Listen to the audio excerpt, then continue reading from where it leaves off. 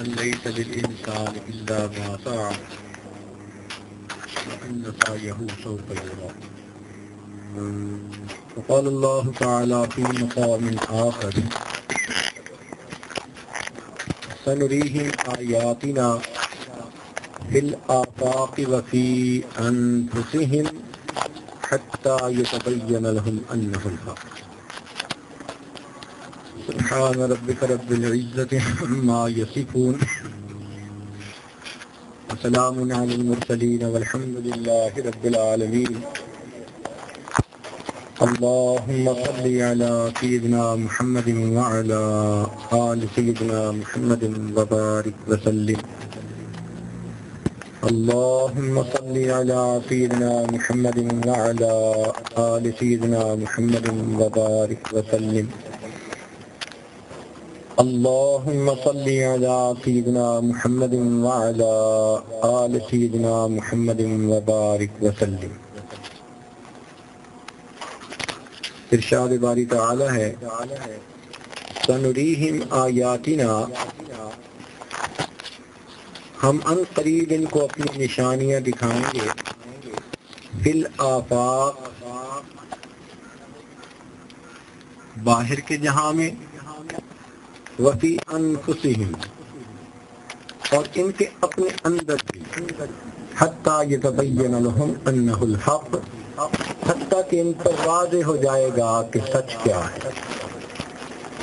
آفاق کہتے ہیں جو کچھ انسان کی ذات کے باہر ہے، پوری یونیورس، اس کو آفاق کہتے ہیں۔ اور انفس کہتے ہیں انسان کے اندر جو کچھ ہے۔ ایک عالم صغیر ہے، ایک عالم کبیر ہے۔ باہر بڑا جہاں ہے اور انسان کا اپنا اندر بھی مستقل ایک جہان ہے۔ تو اللہ تعالیٰ فرماتے ہیں کہ ان دونوں میں ہم ان کو اپنی نشانیاں دکھائیں گے۔ آج وہ وقت آ گیا، قدم قدم سے انسان اللہ تعالیٰ کی نشانیوں کو دیکھ رہا ہے۔ فرق ہے غور کرنے کی۔ جو انسان غور کرتا ہے وہ ان نشانیوں کو سمجھتا بھی ہے، اس سے سبق بھی سیکھتا ہے، اور جو غور نہیں کرتا اس کو لائٹ لیتا ہے، دھیان ہی نہیں کرتا، اس کے لیے ایسے جیسے کچھ ہو ہی نہیں رہا۔ پہلے تھا کرنا پڑے گا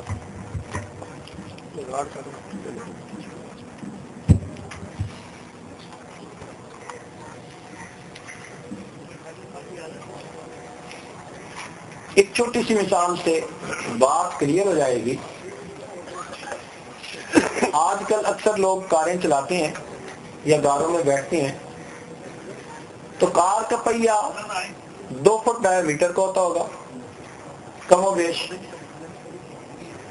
اب یہ 2 فٹ ڈایا میٹر کا پہیہ جب کار کو بھگاتا ہے اور کار کی سپیڈ ہوتی ہے 120 کلو میٹر، تو اس میں تھوڑا سا بھی ان بیلنس ہو تو پوری کار وائبریٹ کرتی ہے، اندر بیٹھے ہوئے لوگوں کو جھٹکے محسوس ہوتے ہیں۔ سب لوگ کہتے ہیں جی ویل بیلنسنگ ٹھیک نہیں، چنانچہ ویل بیلنسنگ کے لیے لے جاتے ہیں اور وہ اس پہیے کو چڑھا کر مشین پر جب اس کا فرق نکالتا ہے تو اس کو کہیں کچھ گرام وزن کا فرق ملتا ہے۔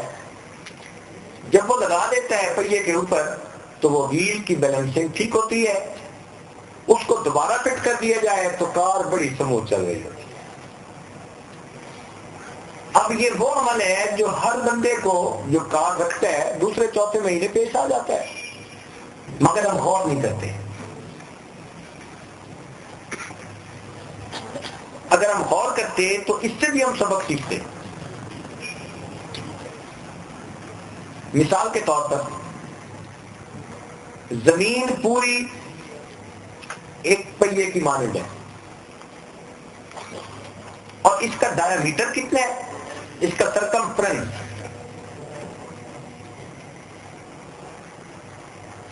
23,000 میل،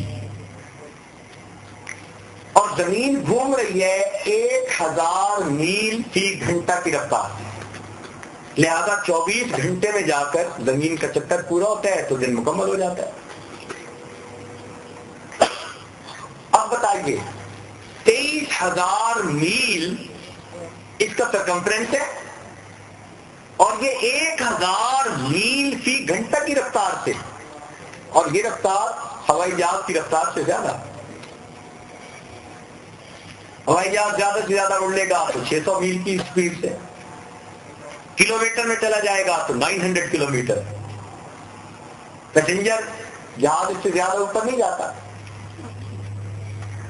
تو یہ زمین جو 1,000 میل فی گھنٹہ کی رفتار سے چل رہی ہے، یہ 24 گھنٹے میں اپنا چکر مکمل کرتی ہے۔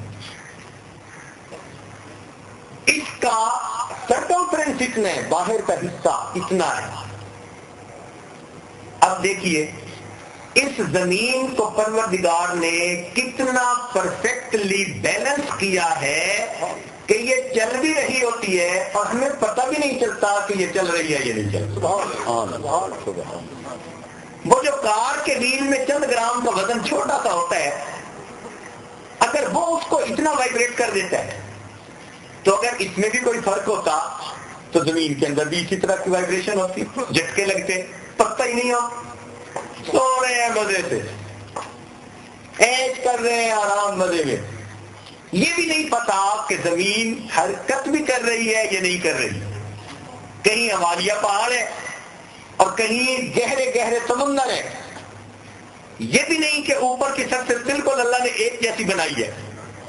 اے مالک، کتنی آپ نے اچھی پرفیکشن عطا کی اس زمین کو بیلنسنگ میں، کہ اتنی سپیڈ کے ساتھ یہ موو کرتی ہے اور اوپر کے بندے میٹھی نیند سوتے ہیں، ان کو جھٹکے محسوس ہی نہیں ہوتے۔ کوئی اس کی بیلنسنگ پہ ذرا بات کر کے وہ دکھا،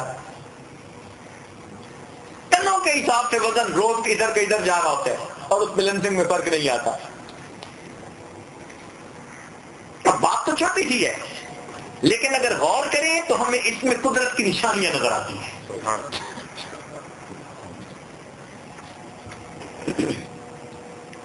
دیکھیں سورج سے زمین کا ایک فاصلہ ہے،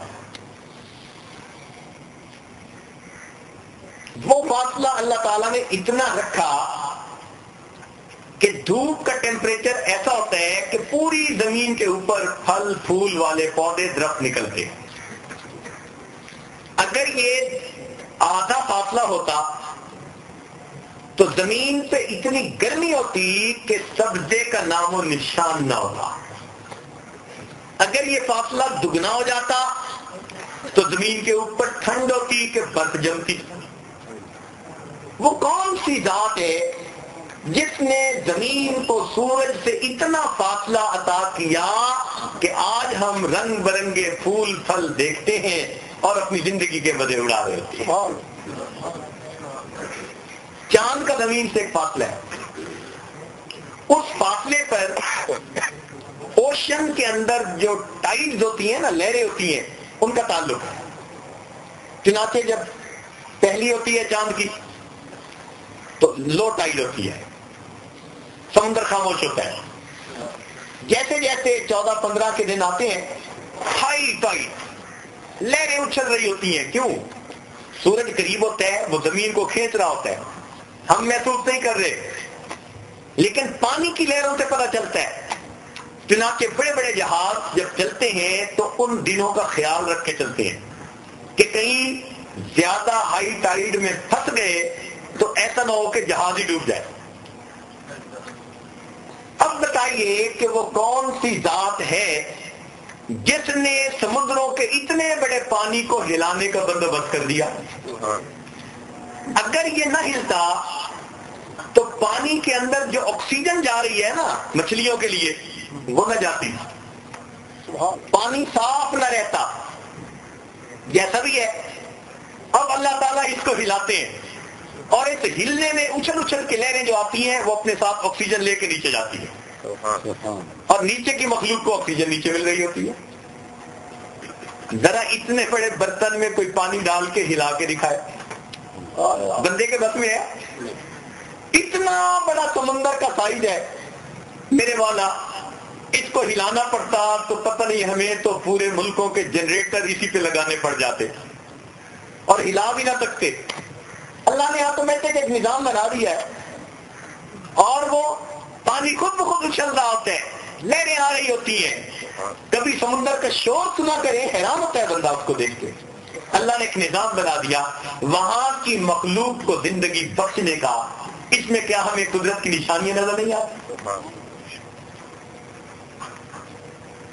اصول یہ ہے کہ انسان جب عام سطح پہ سوچتا ہے نا تو اس کو بات سمجھ میں نہیں آتی۔ اگر سبق حاصل کرنا چاہتے ہیں تو سائنس کا ایک اصول یاد کیجئے، if you want to know God go in the detail۔ یہ چھوٹا سا فکر ہے سائنس اسٹوڈنٹ کے لیے۔ if you want to know God، اگر آپ اللہ کو پانا چاہتے ہیں go in the detail، ہر چیز کی ڈیٹیل میں چلے جائیے، بے اختیار آپ کو اللہ کی معرفت نصیب ہو جائے۔ سرفیشیل نظر ڈالنے سے، موٹا موٹا سوچنے سے کچھ نہیں پتہ چلتا۔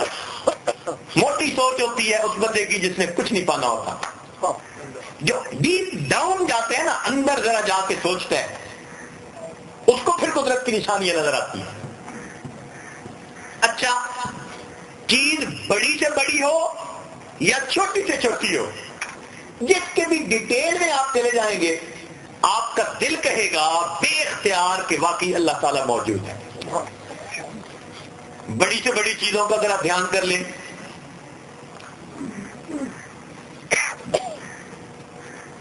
سن 1980 کے بعد بلیک ہول کی ڈسکشن دنیا میں بہت عام چلی تھی۔ اس وقت مجھے امریکہ میں اسپیس میوزیم دیکھنے کا موقع ملا، سمتھسونین سیریز آف میوزیم، جہاں چاند گاڑی رکھی ہے اور اسپیس سے متعلقہ جتنا کام ہو رہا ہے اس کو وہ مانیٹر کرتے ہیں۔ اس وقت یہ ڈسکشن عام چلتی تھی، ہر بندہ سوچتا تھا بلیک ہول کیا ہے، بلیک ہول کیا ہے۔ اب یہ بلیک ہول کیا ہے، اس کی ریسرچ یہ ہے کہ کچھ ایسے ستارے ہیں، سائنسدان ان کو مرنے والے ستارے کہتے ہیں، ڈائنگ سٹار۔ ان کا رنگ کالا ہے۔ وہ کیوں؟ جو چیز ان کے پاس جاتی ہے ان کی طاقت، کشش اتنی ہے، کشش ثقل، گریویٹیشنل فورس، کہ وہ ہر چیز کو اپنے اندر سمو لیتا ہے، کھینچ لیتا ہے، ہضم کر جاتا ہے۔ اتنی طاقت ہے کہ لائٹ اس کے اوپر پھینکی جاتی ہے تو وہ لائٹ کو بھی واپس نہیں بھیجتا، لائٹ فوٹون کو بھی ہضم کر جاتا ہے۔ اس لیے اس کا نام بلیک ہول رکھا گیا۔ اس کی کشش ثقل کا اندازہ لگائیے ذرا، سائنس اسٹوڈنٹ متوجہ ہو کہ زمین کی اپنی گریویٹیشنل فورس ہے 32.2 جو بھی ہے۔ اگر زمین کو کوئی بندہ کمپریس کرے اور اتنا کمپریس کرتا چلا جائے کہ پوری زمین ایک انڈے کے برابر باقی رہ جائے، جتنی گریویٹیشنل فورس اس کی ہوگی بلیک ہول کی فورس اس سے بھی زیادہ ہوگی۔ اتنی طاقت ہے اس بلیک ہول کے اندر، اور وہ ہماری گلیکسی میں موجود ہے، ہمارے سولر سسٹم کے باہر موجود ہے۔ سائنسدان بڑے متفکر ہوئے، بھئی یہ کیا بلائیں، چنانچہ ان کے اوپر انہوں نے بڑی اپنی ریسرچ لکھی۔ سب سے پہلی ریسرچ تو یہ سامنے آئی کہ بلیک ہول ایک ایسی چیز ہے where laws of physics and chemistry becomes void، کہ جس کے اندر جا کر جو دنیا کے فزکس اور کیمسٹری کے قانون ہیں وہ کام کرنے چھوڑ دیتے ہیں، وہاں کی دنیا ہی اور ہے۔ پہلی بات تو سائنسدانوں نے یہ لکھی کہ laws of physics and chemistry became wide there. اور دوسری بات یہ لکھی کہ جب بھی کوئی میٹل اس میں جاتا ہے، مادہ اس میں جاتا ہے، اٹ وینشز انٹو نتھنگنیس، وہ فنا ہو جاتا ہے۔ ہم نے سائنس کی کتابوں میں پہلی مرتبہ فنا کا لفظ دیکھا. ہم نے کہا ساری عمر تو ہمیں پڑھاتے رہے law of conservation of mass. Matter can neither be created nor be destroyed, it can only change its state. اور اب آ کے کہتے ہیں نہیں جی اس میں جو چیز چلی جائے it can vanish into nothingness, جو چیز اس میں جائے گی فنا ہو جائے گی. بھائی انہوں نے فنا کو کیسے مان لیا, مگر مجبور ہیں لکھنے پر. اب ہمیں اور تجسس ہوا, شوق ہوا کہ بھائی پڑھیں. ہم نے خاصا لٹریچر اس کے اوپر پڑھا. لطف اور مزے کی بات یہ کہ ایک مرتبہ امام نووی رحمۃ اللہ علیہ کی کتاب میں ایک حدیث پاک ہم نے پڑھی جس نے مسئلہ سلجھا دیا. مسئلہ یہ تھا کہ ایک صحابی نے نبی علیہ السلام سے پوچھا, اے اللہ کے نبی, اگر سورج چاند اور ستارے اللہ تعالیٰ کا حکم ماننا چھوڑ دیں تو کیا ہوگا؟ کتنا خوبصورت سوال ہے. اے اللہ کے نبی, اگر سورج چاند اور ستارے اللہ تعالیٰ کا حکم ماننا چھوڑ دیں تو کیا ہوگا؟ اب اصول یہ ہے کلم الناس علی قدر عقولہم, لوگوں سے ان کی عقلی سطح کے مطابق گفتگو کرو کہ وہ سمجھ سکے. چنانچہ نبی علیہ السلام نے آگے جواب دیا, فرمایا کہ اگر سورج چاند اور ستارے اللہ تعالیٰ کا حکم ماننا چھوڑ دیں گے تو اللہ رب العزت اپنے جانوروں میں سے کوئی جانور ان پر مسلط کر دیں گے. اپنے جانوروں میں سے کوئی جانور ان پر مسلط کر دیں گے جو ان کو ایک لقمہ بنا لے گا. یہ بڑی میننگ فل بات ہے. یعنی اتنا بڑا سائز ہوگا اس جانور کا کہ وہ سورج چاند ستاروں جیسی چیزوں کو ایک لقمہ بنا لے گا. صحابی نے کاؤنٹر کوسچن کیا, اے اللہ کے نبی یہ جانور کہاں ہوتے ہیں؟ نبی علیہ السلام نے جواب دیا, یہ اللہ تعالیٰ کی چراگاہوں میں چرتے ہیں. یہ اللہ تعالیٰ کی چراگاہوں میں چرتے ہیں. آج دنیا نے ڈھونڈ نکالا کہ وہ جانور کون سے ہیں. چنانچہ سائنسدانوں نے کہا کہ ان بلیک ہولز کو اللہ نے پیدا کیا اس پورے سسٹم کو فکس کرنے کے لیے. چنانچہ ہر چیز جو اپنے مدار میں گھوم رہی ہے نا, وہ اس لیے کہ پیچھے اس کے بلیک ہول کا جو میگنیٹ ہے وہ اس کو اپنی جگہ کے اوپر پکا رکھ رہا ہے. اگر کوئی چیز اپنی مدار سے آربٹ سے نکلنے کی کوشش کرے تو وہ ٹینجنٹ بنے گی, اور جہاں ٹینجنٹ بنے گی کوئی نہ کوئی بلیک سٹار اس کو ریسیو کرنے کے لیے موجود ہوگا اور یہ بلیک ہول اس کو ہضم کر لے گا. اللہ تعالیٰ ارشاد فرماتے ہیں لَلشَّمْسُ يَنبَغِي لَهَا أَن تُدْرِكَ الْقَمَرَ وَلَا اللَّيْلُ سَابِقُ النَّهَارِ وَكُلٌّ فِي فَلَكٍ يَسْبَحُونَ. سورج کو زیب نہیں دیتا, چاند کو پکڑے, چاند سورج کو نہیں پکڑ سکتا, اور سارے کے سارے اپنے اپنے دائرے کے اندر, اور سب کے سب اپنے اپنے دائرے کے اندر گھوم رہے ہیں. چنانچہ اپنا اپنا آربٹ ہے, اپنا اپنا مدار ہے. اور یہ کیا ہے؟ کلٌ فی فلک یسبحون. یہ اس میں اللہ کی تسبیح بیان کر رہے ہیں. یعنی سورج چاند ستاروں کی عبادت یہ ہے کہ وہ اپنے اپنے دائرے میں گھوم رہے ہیں. اگر ان میں سے کوئی نافرمانی کرے اور اپنے آربٹ سے نکلنے کی کوشش کرے تو جہاں ٹینجنٹ بنے گا کوئی نہ کوئی بلیک ہول آگے اس کی ریسپشن کے لیے موجود ہوگا جو اس سورج چاند یا ستارے کو ایک لقمہ بنا کر ہمیشہ کے لیے ختم کر دے گا. 1400 سال پہلے ایک بات بتائی گئی, اس وقت تو لوگ نہیں سمجھ سکتے تھے کہ بلیک ہول کیا ہے اور یہ یونیورس کیا ہے. لیکن آج چونکہ انسان کو اللہ نے سائنسی علم عطا کیا اور وہ سمجھتا ہے ہر چیز کی مائکرو میکرو ڈیٹیلز کو, تو اب پتہ چل گیا کہ اللہ رب العزت نے اس کائنات کو کس طرح سے ایک نظام کے تحت جکڑا ہوا ہے.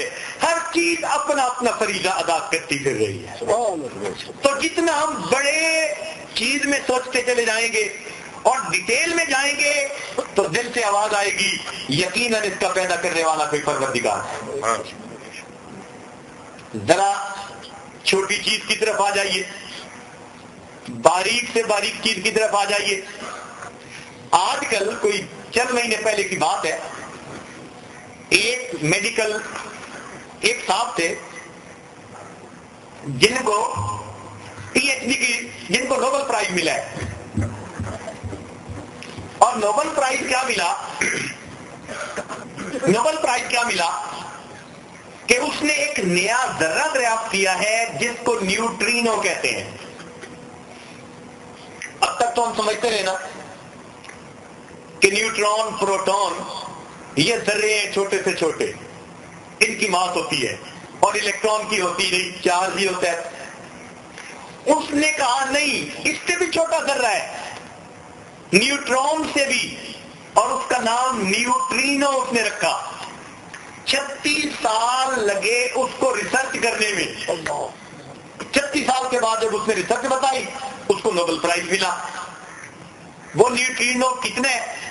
اس نے کہا کہ سورج کی جو شعاعیں زمین پر پڑ رہی ہیں، ان میں جہاں پر الٹرا وائلٹ ریز آ رہی ہیں اور پتہ نہیں کون کون سے کاسمک پارٹیکل ہمارے پاس پہنچ رہے ہیں، ان میں سے ایک نیوٹرینو بھی آ رہا ہے. اور یہ نیوٹرینو اتنا چھوٹا ہے کہ یہ پوری زمین کے اندر سے گزر جاتا ہے اور اس کی رفتار میں فرق نہیں آتا. جیسے روئی کا ڈھیر پڑا ہو نا تو پسٹل کی گولی اندر سے گزر جائے گی اور اس کی رفتار میں بھی فرق نہیں آئے گا. اس لیے کہ پسٹل کی گولی چھوٹی ہے، تیز اتنی ہے کہ روئی اتنی جو ہے اس کے سامنے وہ پورس ہوتی ہے کہ اس میں سے آسانی سے گزر سکتی ہے. تو زمین اس پارٹیکل کے مقابلے میں یہ حیثیت رکھتی ہے کہ وہ سورج سے چلتا ہے اور پوری زمین کے اندر سے گزر جاتا ہے اور اس کی رفتار کے اندر کوئی فرق نہیں آتا. اب سائنسدانوں نے کہا کہ جناب اب تک تو ہم کہتے تھے کہ ایٹم سب سے چھوٹا پارٹیکل ہے اور ایٹم کے اوپر بنیاد بنی، اب یہ نیوٹرینو نے تو ایک نیا جہان کھول دیا. وہ کہنے لگے یہ ایک نئے جہان کی دریافت ہے. جب کسی نے بتایا جی کہ نیا جہان دریافت ہوا، میں نے کہا اللہ نے پہلی آیت میں فرما دیا الحمدللہ رب العالمین، سب تعریفیں اس پروردگار کے لیے ہیں جو تمام جہانوں کا پروردگار. اب یہ جہان کہاں کہاں ہے انسان کو وقت لگے گا سمجھنے میں. تو دیکھو ایک نیا جہان اب ہماری زندگی میں سائنسدانوں کے سامنے آ رہا ہے. تو جب اتنی ڈیٹیل میں بندہ جائے تب بھی دل کہتا ہے اے مالک یقیناً اس کا پیدا کرنے والا تو آپ ہے. اچھا یہ تو تھی ذرا باہر کی مثال ہے، انسان کے اندر کی مثال دیکھ لیجئے. اللہ رب العزت نے انسان کو کسی قاعدے اور ضابطے کے تحت بنایا ہے، بے ضابطہ پیدا نہیں ہو گیا. یہ کوئی خودرو پودا نہیں ہے، اللہ تعالیٰ کے حکم سے پیدا ہوتا ہے. اللہ تعالیٰ نے اسے پیدا کیا، چنانچہ اس انسان کی جو گروتھ ہے ماں کے پیٹ میں وہ بھی اصولوں کے مطابق ہوتی ہے، اور زندگی میں انسان کا جو جسم بڑھتا ہے وہ بھی کچھ اصولوں کے مطابق بڑھتا ہے. اب اس کی اگر ڈیٹیلز میں چلے جائیں تو انسان کی عقل دنگ رہ جاتی ہے. دیکھیں انسان کے دماغ سے جو آرڈر جا رہے ہیں انسان کے جسم کے اعضاء کو، وہ الیکٹرک ہیں، وہ چارج ہیں، وہ الیکٹرک سگنلز ہیں، اور اس کے لیے وائرنگ کی گئی ہے. اس وائرنگ کا نام نرو ہوتا ہے. یعنی تار جو استعمال کی ہے نا اللہ تعالیٰ نے، اس تار کو نرو کہتے ہیں. اس نرو کے ذریعے سگنل جسم میں جاتے بھی ہیں واپس بھی آتے ہیں. یہ نروس سسٹم اتنا بڑا ہے، اتنا بڑا ہے، ذرا توجہ فرمائیے. سینہ غلط نہیں بات کر رہا، میڈیکل ڈیٹیلز اور فیکٹس کے اوپر بات کر رہا ہوں. بک آف میڈیکل سائنس میں بک آف میڈیسن میں میں نے یہ بات پڑھی، پروف دے سکتا ہوں.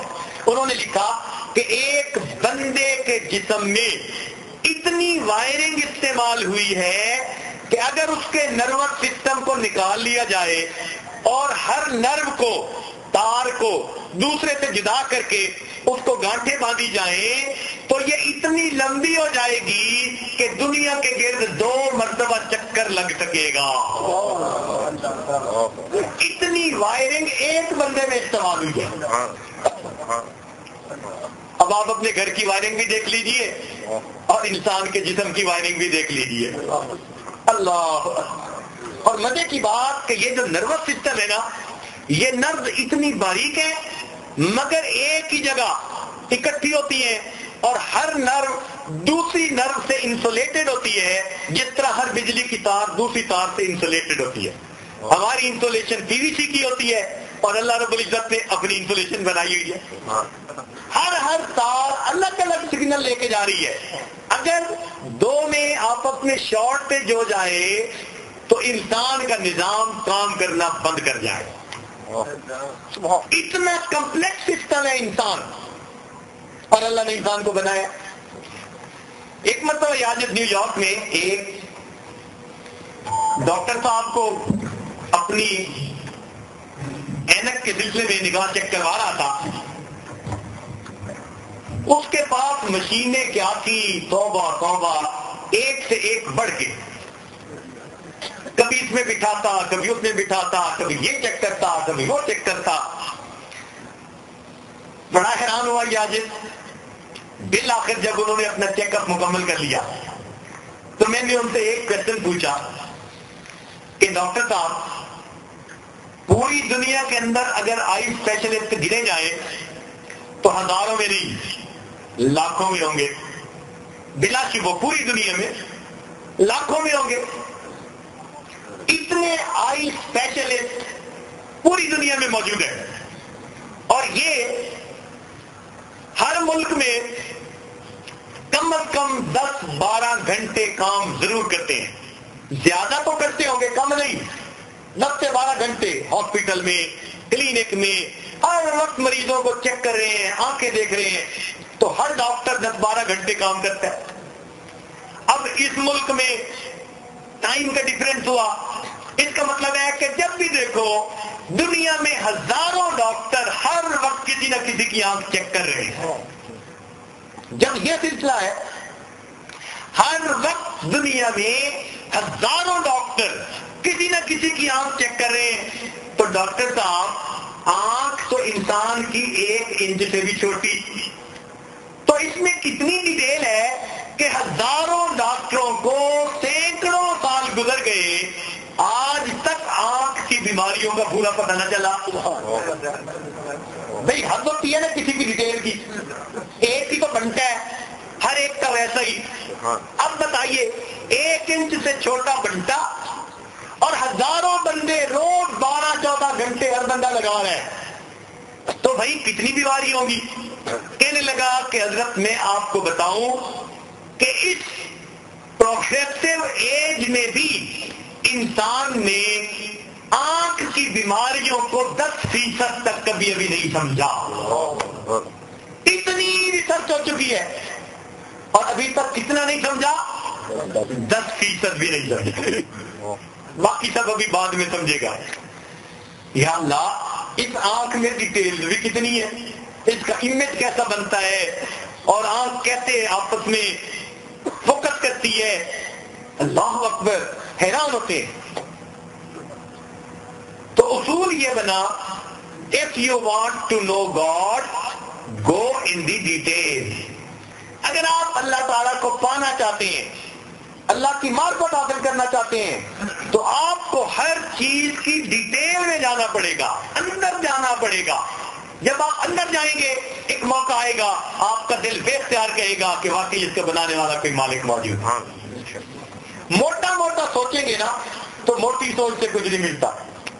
اس لیے پروردگار عالم نے فرمایا سنریہم آیاتنا، ہم عنقریب اپنی نشانیاں دکھائیں گے فی الآفاق، باہر کی یونیورس میں بھی، وفی انفسہم، وفی انفسہم، اور ان کے اپنی جانوں کے اندر بھی، حتی یتبین لہم انہ الحق، حتیٰ کہ ان کے اوپر حق بالکل واضح ہو جائے گا. اللہ تعالیٰ کی شان دیکھیے. آج ہمیں یہ نشانیاں مختلف جگہوں پر قدم قدم پہ نظر آ رہی ہے. جس چیز پہ آپ ہاتھ رکھ دیجئے اسی چیز کی ڈیٹیلز میں چلے جائیں تو انسان حیران ہو جاتا ہے.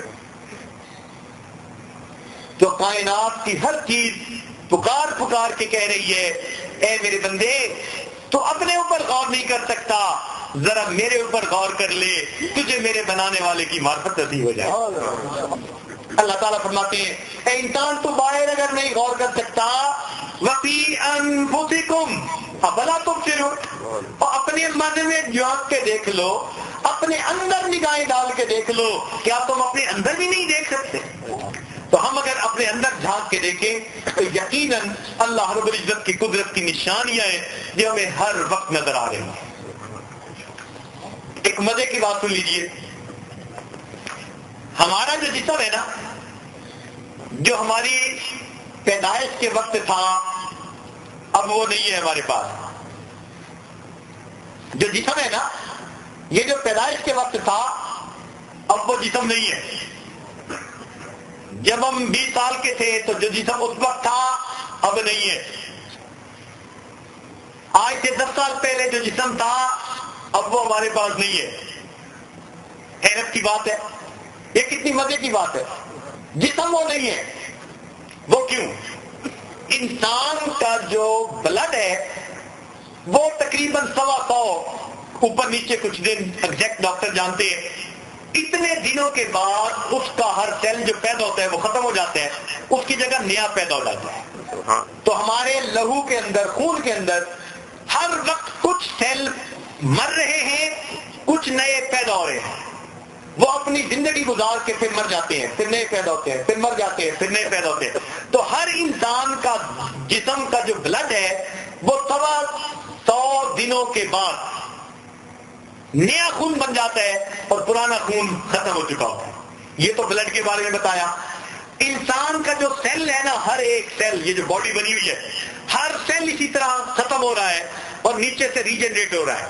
اوپر کا ختم ہو رہا ہے, یعنی یوں سمجھے کہ ایک چیز تھی جو خشک ہو کے گر گئی, نیچے سے بالکل نئی ویسی بن گئی, پھر خشک ہو کے گر گئی, نیچے سے ویسی بن گئی. اور یہ ہمارے سیل ہر وقت ہمارے جسم سے جھڑ رہے ہیں, ہر وقت جسم سے جھڑ رہے ہیں, ہمیں نظر نہیں آتے. اتنے چھوٹے ہوتے ہیں کہ خود بین سے دیکھے جاتے ہیں. ہم جہاں دیکھیں یہ وہاں جھڑتے ہیں, ہم جدھر سے گزر جائیں یہ وہاں جھڑتے ہیں. ہر جگہ ہمارے سیل ہوتے ہیں. اس لیے آپ نے دیکھا جو یہ جاسوسی کتے ہوتے ہیں نا, تفتیش کرنے والے, یہ حقیقت میں انسان کی سمیل کو سونگھ لیتے ہیں, مہک کو. اور انسان چور جہاں سے بھاگ کے گیا ہوتا ہے اب اس کے سیل ہوتے ہیں تو یہ اس مہک کو سونگتے سونگتے کئی کلومیٹر پیچھے جا کے اس چور کو پکڑ لیتے ہیں. تو یوں سمجھیے کہ جیسے ایک آدمی نے پاؤڈر لگایا ہوا تھا اور وہ چلتا جا رہا ہے اور پاؤڈر نیچے گرتا چلا جا رہا ہے. ہمیں وہ پاؤڈر نظر نہیں آ رہا لیکن وہ حقیقت میں گر رہا ہے. اب اس کا مطلب یہ ہوا ہم زمین کے جس ٹکڑے پہ چل رہے ہیں, بیٹھ رہے ہیں, کوئی عمل کر رہے ہیں, ہر جگہ اپنی نشانیاں چھوڑتے چلے جا رہے ہیں. کیا کیا ہم نے؟ قیامت کے دن اللہ فرماتے ہیں یومئذ تحدث اخبارها بان ربک اوحی لها. اللہ تعالیٰ زمین کو حکم فرمائیں گے اے میری زمین ذرا نیریٹ کر دے کہ میرے اس بندے نے تیری پشت کے اوپر کیا کیا کرتوت کر ڈالے. جہاں ہم جا رہے ہیں ہمارا ریکارڈ موجود ہے, ٹریک ہے ہمارا, ہم کہیں چھپ نہیں سکتے, کہیں جا نہیں سکتے, جگہ جگہ ہمارا ہر جگہ ریکارڈ موجود ہے. تو ہمارے سیل ہر جگہ گر رہے ہیں اور ہمیں ٹریس کرنا آسان ہے. اچھا اس میں ایک مزے کی بات دیکھیے کہ جب سے پیدا ہوئے اس وقت سے لے کر آج تک پتہ نہیں کتنے سیل بنے ہوں گے, کتنے مرے ہوں گے. تو قیامت کے دن کیا ہوگا؟ انسان کے جسم کے تمام سیل جو بچپن سے لے کے موت تک اس کے جسم میں پیدا ہوئے, اللہ سب کو اکٹھا کر کے اس کو پورا جسم عطا کر دیں گے. تو بندے کا جسم اتنا بڑا ہوگا کہ روایت کے مطابق اس کا ایک دانت بڑھ کے درخت کی جڑ کی مانند ہوگا. جیسے بڑھ کے درخت کی جڑیں ہوتی ہیں نا, ایسے اس کے دانت کی جڑیں ہوں گی, اتنا بڑا ہوگا. حدیث پاک میں آتا ہے اس کے مونڈوں کے درمیان فرلانگوں کا فاصلہ ہوگا. اب پہلے وقت میں جب یہ حدیثیں پڑھتے تھے نا تو سائنس اسٹوڈنٹ مذاق اڑاتے تھے, کہتے تھے دیکھو جی انسان کا اتنا بڑا قد کیسے ہو سکتا ہے؟ اب جب ہم نے ان سے کہا کہ جناب ذرا کیلکولیٹ کر کے دیکھو، جب پیدا ہوئے اور بندہ 100 سال کے بعد مرا تو کتنے سیل پیدا ہوئے، ان تمام سیل کو اکٹھا کر کے اس کا جسم بناؤ تو وہ 7 فٹ کا بنے گا یا 70 فٹ کا بنے گا۔ اب شرمندہ ہونے لگے۔ میں نے کہا دیکھو کیونکہ انسان نے گناہ کیے اور عبادت کی، اب اگر گناہ کیا تو اس کو سزا ملے گی، عبادت کی تو لذت ملے گی، تو پروردگار عالم جسم کے تمام سیل کو اکٹھا کر کے ایسا جسم عطا کر دیں گے جس سیل نے نیکی کی ہوگی وہ سیل یقیناً جنت کے مزے پائے گا، اور اگر اس نے اللہ کے حکموں کو توڑا ہوگا وہ سیل جہنم میں جا کر اللہ رب العزت کی طرف سے سزا اٹھائے گا۔ اب سمجھ میں بات آتی ہے کہ واقعی انسان کا جسم وہاں اتنا بڑا ہو سکتا ہے۔ سائنس نے اس بات کو آسان کر دیا، پتہ ہی صاف کر دیا، اور جینیٹک انجینئرنگ نے تو کام ہی آسان کر دیا۔ مزے کی بات، ڈارون تھیوری کو ایک زمانے میں لوگ بڑا مانتے تھے، کہتے تھے جی ڈارون تھیوری جو ہے نا اس نے اس کائنات کے بننے کو صحیح ایکسپلین کیا ہے، اور آج وہ وقت آ چکا کہ ڈارون تھیوری کے سب سے زیادہ مخالف خود انہی کے اپنے سائنسدان بن چکے ہیں۔ اب ہمیں ڈارون تھیوری کو ریپیل کرنے کی ضرورت نہیں ہے، کیونکہ ڈارون تھیوری کہتی ہے کہ ایک ہی وقت تھا جب پانی میں مخلوق پیدا ہوئی، پانی سے یہ بنا یہ بنا یہ بنا یہ بنا، اور بہت سارے بندر بنے اور بندر انسان بن گئے، یعنی لاکھوں بندر لاکھوں انسانوں میں تبدیل ہو گئے۔ لیکن جینیٹک انجینئرنگ نے کہا ہرگز نہیں۔ کیوں؟ وہ کہتی ہے کہ یہ سارا انسانوں کا سلسلہ ایک انسان سے شروع ہوا، انسانوں کا سلسلہ کتنے سے شروع ہوا؟ ایک جان سے شروع ہوا، اور اسی جان میں سے اس کا جوڑا بنایا گیا، اسی جان میں سے اس کا جوڑا بنایا گیا، اور پھر ان دونوں کے ذریعے انسانوں، مردوں اور عورتوں کو دنیا میں پھیلایا گیا۔ یہ کنسیپٹ آج سائنس کا ہے، اور یہ کنسیپٹ آج سے 1400 سال پہلے قرآن نے کہہ دیا، یا ایھا الناس اتقوا ربکم الذی خلقکم من نفس واحدہ، اے لوگوں، اے انسانوں، ڈرو اپنے پروردگار سے جس نے تمہیں ایک جی سے پیدا کیا۔ اب جو زندگی شروع ہو رہی ہے وہ ایک سے شروع ہو رہی ہے، وَخَلَقَ مِنْهَا زَوْجَهَا، اور اس میں سے اس کا جوڑا بنا دیا، اس میں سے اس کا جوڑا بنا دیا، وَبَثَّ مِنْهُمَا رِجَالًا كَثِيرًا وَنِسَاءً، اور پھر ان دونوں سے اللہ نے کثیر مرد اور عورتیں دنیا میں پھیلا ڈالے۔ یہ قرآن بتا رہا ہے کہ اس دنیا میں لائف کیسے شروع ہوئی۔ چنانچہ آج جینیٹک انجینئرنگ کہتی ہے، سنیے اور ذرا دل کے کانوں سے سنیے، کہ اس کائنات میں سب سے پہلے انسان ایک پیدا ہوا جس کو آدم علیہ السلام کہتے ہیں، اور وہ مرد تھے، اور وہ کون تھے؟ مرد تھے، اور ان سے ان کا جوڑا بنایا گیا، ان سے ان کا جوڑا بنایا گیا۔ اب ذرا سنیے، انسان کے اندر کروموسوم ہوتے ہیں، اس کروموسوم میں عورت کے اندر جو کروموسوم ہوتے ہیں وہ ہوتے ہیں ایکس، ایکس سے بنتے ہیں۔ مرد کے اندر جو کروموسوم ہوتے ہیں وہ ایکس اور وائی ہوتے ہیں۔ مرد کے کروموسوم کیا؟ ایکس اور وائی، اور عورت کے اندر کروموسوم کیا ہوتے ہیں؟ ایکس اور ایکس ہوتے ہیں۔ معلوم ہوا یہ تو ممکن ہے کہ مرد پہلے ہو ایکس وائی اور اس سے ایکس ایکس والی عورت بن جائے، یہ ممکن نہیں کہ عورت پہلے ہو اور اس سے مرد بن جائے، یہ ممکن ہی نہیں، تصور ہی نہیں ہو سکتا کہ کائنات میں سب سے پہلے، عقل تو کہتی ہے نا ماں ہوتی بچہ پیدا ہوتا تو چلو مرد کی جو ہے نا پھر ابتدا ہو جاتی، مگر نہیں، قرآن نے بھی کچھ اور کہا اور آج سائنس نے بھی تصدیق کر دی۔ سائنس کہتی ہے کائنات میں سب سے پہلے مرد کا ہونا لازمی تھا، مرد سے عورت کا پیدا ہونا ممکن ہے، مگر سب سے پہلے اگر عورت ہوتی تو عورت سے مرد کا پیدا ہونا ممکن ہی نہیں۔ اب بتائیے کہاں گئے سائنس والے؟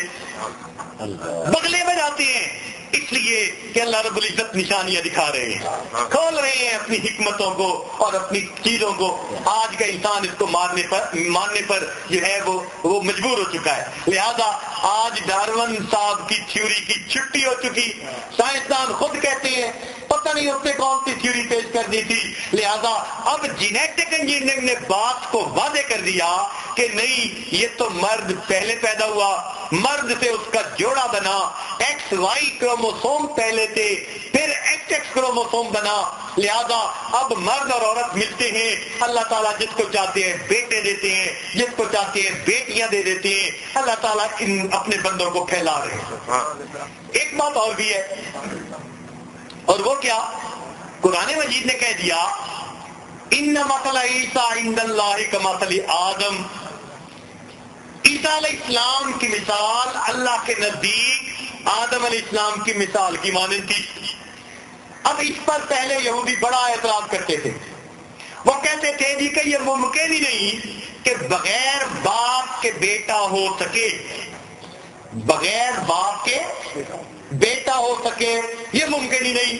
لہذا وہ کہتے تھے کہ یوسف نجار سے بی بی مریم کا نکاح تو ہو چکا تھا، باقاعدہ باضابطہ رخصتی نہیں تھی، تاہم نکاح تھا، دنیا کو پتا تھا یہ میاں بیوی بن رہے ہیں.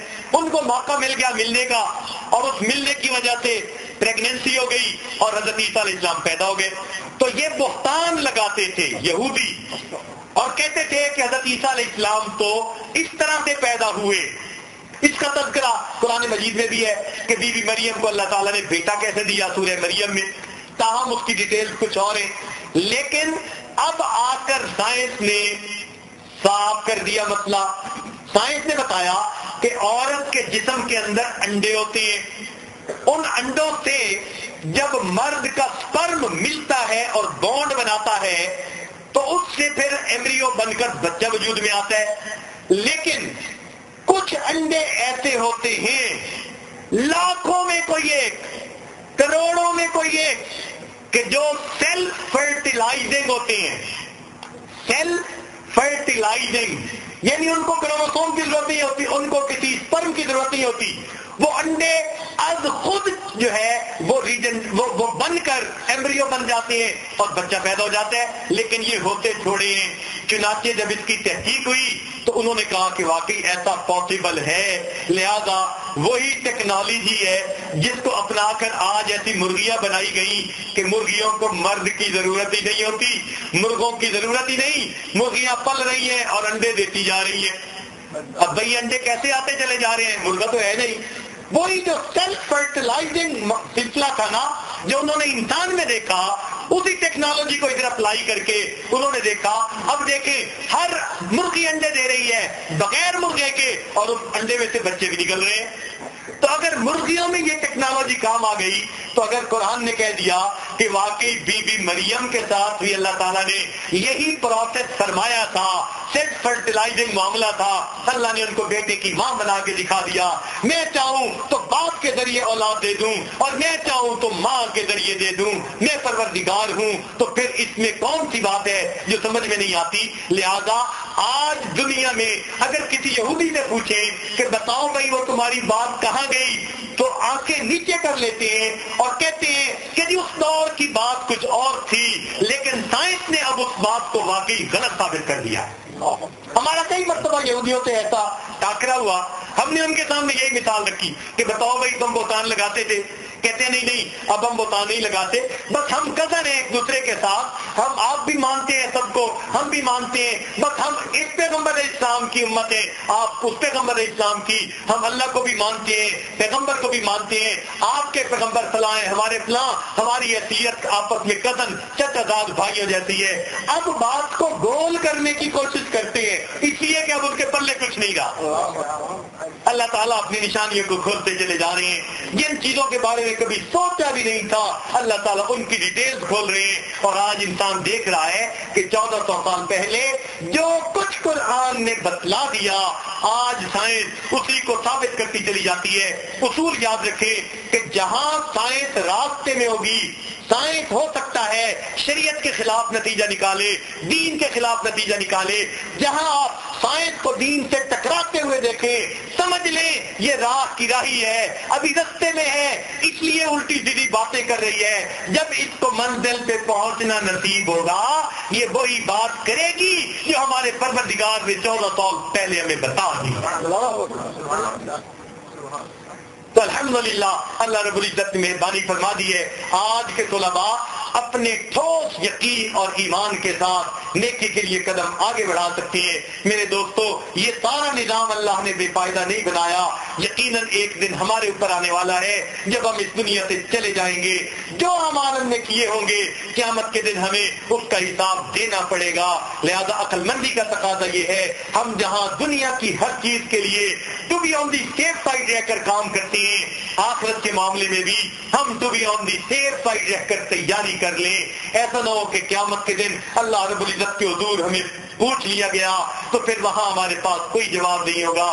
رب کریم ہم سب کو آخرت کی تیاری کرنے کی توفیق عطا فرمائے۔ یہاں لکھے پڑے لوگ موجود ہیں، یقیناً اللہ نے ان کو دماغ دیا ہے، billion and trillion of brain cell لے کے ہر وقت کام کر رہے ہیں، تو فقط کھانے پینے تک کی بات نہیں، بات اس سے ذرا اور بھی آگے کی ہے، اور وہ یہ کہ کھانا پینا تو ضرورت ہے، اور اللہ کی عبادت کرنا یہ مقصد زندگی ہے۔ اللہ کے اس مقصد زندگی کو پہچان کر اللہ تعالیٰ کے فرمانبردار بندے بن کر زندگی گزاریے، تاکہ رب کریم کے پاس حاضری ہو، ہم شرمندگی سے محفوظ ہو جائیں۔ پروردگار ہم سب کی یہاں حاضری قبول فرما لے اور ہمیں اپنے عبادت گزار بندوں میں شامل فرما لے۔ اب تک جو غلطی کوتاہیاں کر لی پروردگار ان کو معاف فرما کر ہمیں آئندہ نیکوکاری پرہیزگاری کی زندگی نصیب فرما دے۔ وآخر دعوانا ان الحمد للہ رب العالمین۔ دعا سے پہلے تھوڑی دیر کے لیے سب حضرات مراقبہ کر لیجیے، آنکھوں کو بند کر لیجیے، سر کو جھکا دیجیے، دنیا اور جو کچھ دنیا میں ہے اس سے ہٹ کر کے اللہ تعالیٰ کی یاد میں ڈوب جائیے۔ نیچے دیکھیے،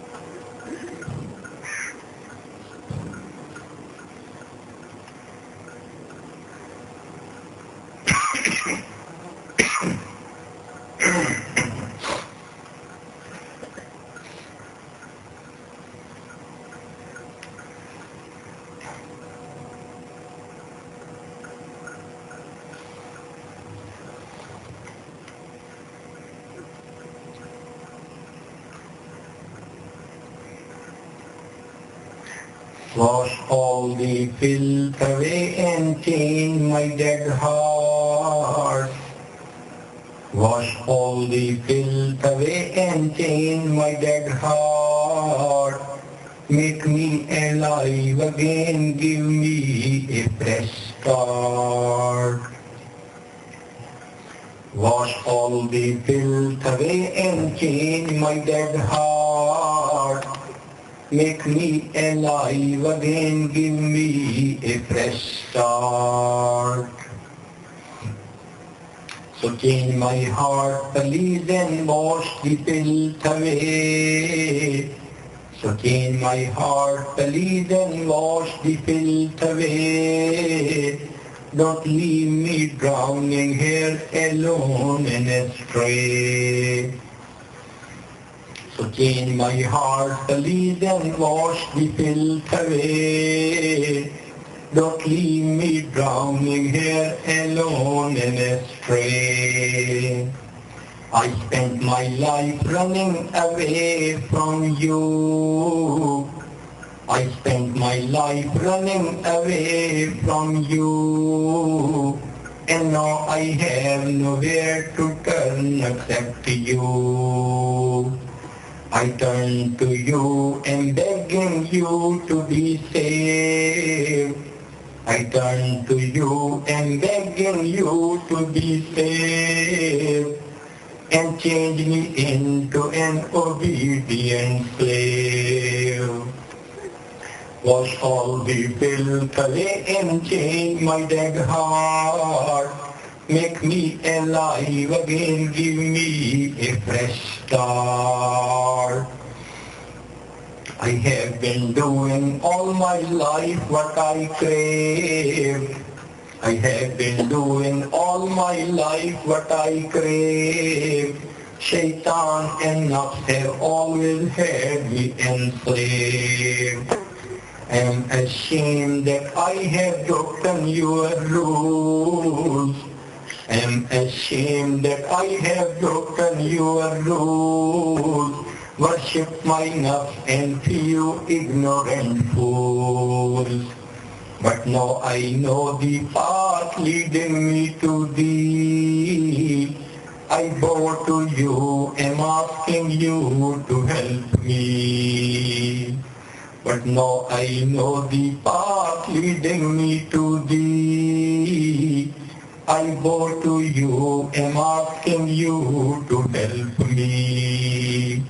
Wash all the filth away and change my dead heart. Make me alive again, give me a fresh start. I wish your name to be engraved in my heart. I wish your name to be engraved in my heart. I will be grateful to you, change this dead heart. I wish your name to be engraved in my heart. I will be grateful to you, change this dead heart. My heart is darkened, so my eyes remain dry. Hypocrisy and hubris won't let me cry. I'm at your door and begging you, let me in. I'm at your door and begging you, let me in. Don't push me back to my hopeless life of sin. I'm at your door and begging you, let me in. I'm at your door and begging you, let me in. Don't push me back to my hopeless life of sin. So change my heart and forgive my sins this day. Don't leave me drowning here alone and astray. Wash all the filth away and change my dead heart. Make me alive again, give me a fresh start.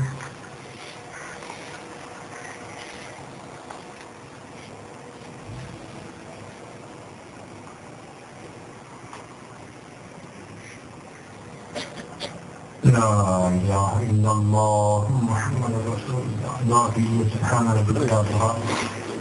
اللهم صل على سيدنا محمد وعلى آل سيدنا محمد وبارك وسلم. हमारे आप प्यारे मिस्कीन बंदे हैं, हमारे गुनाह को माफ फरमा, हमारी खताओं से दरगुजर फरमा, हमारे अबू का ज़फ़री फरमा।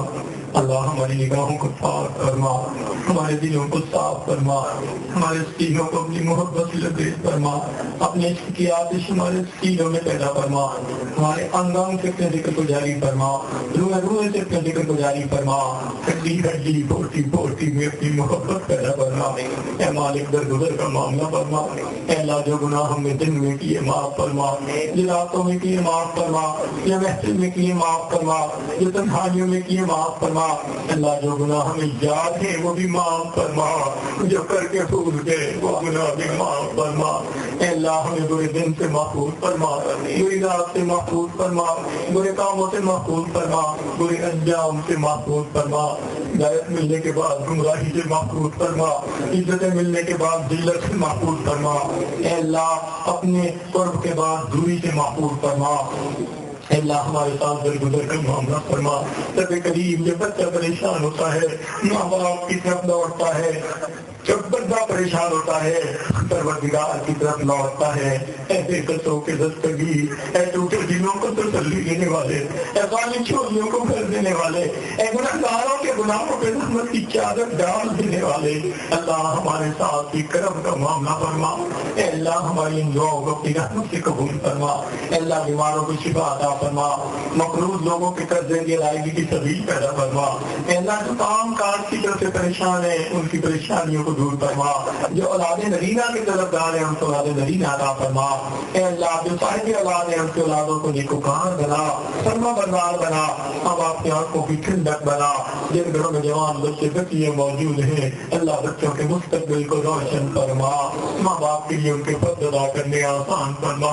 اللہ ہمارے ساتھ درگزر کا معاملہ فرما. اے اللہ ہم نے بہت خطائیں کی, بہت گناہ کیے, میرے مولا ہمیں اپنی ناراضگی سے محفوظ فرما, کرم کا معاملہ فرما. اے اللہ آج اس محفل کے نکال کے لیے آج آپ نے بھرپور کوششیں کی, اللہ ان کی کوششوں کو قبول فرما اور ان کو اپنی سچی محبت عطا فرما. ان کے رزق میں برکتیں عطا فرما, عزت میں برکتیں عطا فرما, کاموں میں برکتیں عطا فرما. اے اللہ اپنی رحمتوں کا معاملہ فرما. رب کریم جتنا کام کرنے والے لوگ ہیں یہاں سب کو پرسکون زندگی نصیب فرما, سب کی پریشانیوں کو دور فرما. اے اللہ رحمتوں کا معاملہ فرما, اے اللہ کرم کا معاملہ فرما. حاضرین محفل ہاتھ پھیلائے بیٹھے ہیں, اللہ سب کی مرادوں کو پورا فرما. رب کریم سب کی نیک مرادوں کو پورا فرما. رب کریم ہمارے ساتھ درگزر کا معاملہ فرما. اے اللہ ہم آپ کے نام نعمت کے بنے بندے ہیں, ہم سے تو دھوپ کی گرمی برداشت نہیں ہوتی, اللہ کے لیے جہنم کی گرمی کہاں برداشت ہوگی. رحمت کا معاملہ فرما دیجیے, کرم کا معاملہ فرما دیجیے. اللہ ہمارے پچھلے گناہ معاف فرما دیجیے, آنے کو کاری کی زندگی عطا فرمائیے. اے اللہ جو مانگا وہ بھی عطا فرما, یہ مانگنا چاہیے سب نہیں مانگ سکے وہ بھی عطا فرما. جنہوں نے ہمیں دعاؤں کے لیے کہا ہے اللہ ان کو بھی ان دعاؤں میں شامل فرما. ہمارے والدین عزیز اقارب مشائخ دنیا سے فوت ہو چکے ان کی مغفرت فرما, جن کی آپ نے مغفرت کر دی قرب کے اعلیٰ درجات عطا فرما. رب کریم حرمین شریفین کی حفاظت فرما, ہمارے اس ملک کی حفاظت فرما, آزادی کی قدر کرنے کی توفیق عطا فرما. جس ملک کے اندرونی بیرونی دشمن ہے اللہ ان کو ہدایت عطا فرما, جن کی قسمت میں ہدایت نہیں چن چن کے دفع دور فرما. اے اللہ اسلام کا بول بالا فرما اور کفر کا مقابلہ فرما. اے اللہ اس پر مسلمان پوری دنیا میں پریشان ہے, اے اللہ اپنے بندوں کی مدد فرما. اے اللہ اس پر ہمارے کتنے کلمہ گو بھائی ہیں جن کو کھانے کو نہیں مل رہا, سونے کو نہیں مل رہا, ان کے سامنے لاشیں بکھری پڑی ہیں, کفر آج برسا رہا ہے. اللہ وقت کے ان فرعونوں کی گردنیوں کو توڑ دیجیے, اللہ ان فرعونوں کی گردنوں کو توڑ دیجیے, اللہ ان کے تکبر کو توڑ دیجیے, ان کو پار کی صفوں میں انتشار پیدا کر دیجیے, ان کو خائب و خاص کر واپس لوٹا دیجیے. ان کی تدبیر میں اللہ ان کی تدبیر پیدا کر دیجیے. رب کریم ان کی تدبیروں کو ان پر واپس لوٹا دیجیے. رب کریم رحمت کا معاملہ فرما. اے اللہ اسلام کا بول بالا فرما. اے اللہ ہماری ان دعاؤں کو اپنی رحمت سے قبول فرما. صلی اللہ تعالی علی حبیبہ سیدنا محمد و آلہ و اصحابہ اجمعین برحمتک یا ارحم الراحمین.